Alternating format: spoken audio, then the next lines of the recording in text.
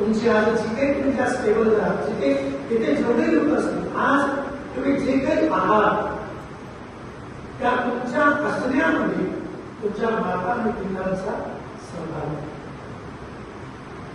आणि मी एक उदाहरण नेहमी देतो सगळ्यांना वाटतं,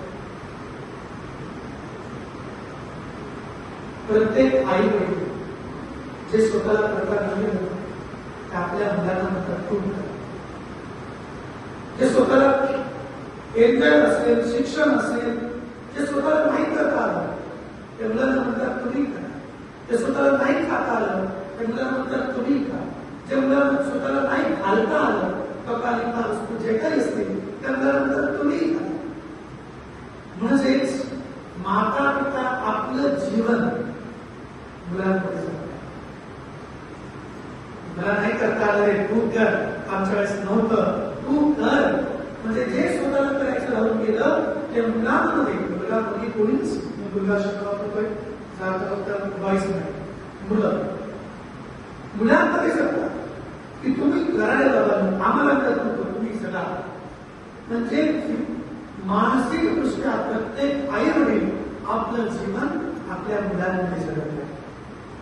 की नाही, जोपर्यंत आम्ही मुलं आहोत तोपर्यंत कळणार नाही.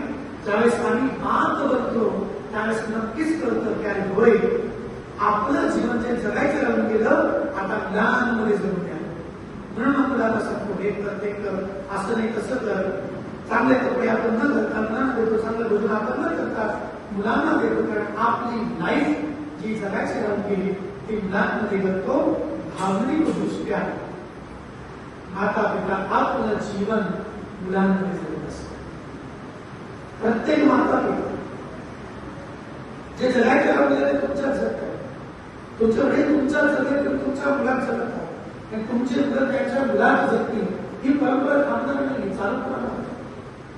ही जगण्याची जी परंपरा आहे ही भावनिक दृष्ट्या जर आमचे पिता आमच्या जगत असतील तर आमच्या पिता आम्ही जोपर्यंत जीवन तोपर्यंत आमच्यात जन्मणारा आमचा पिता आम्ही मरू दिला नाही पाहिजे.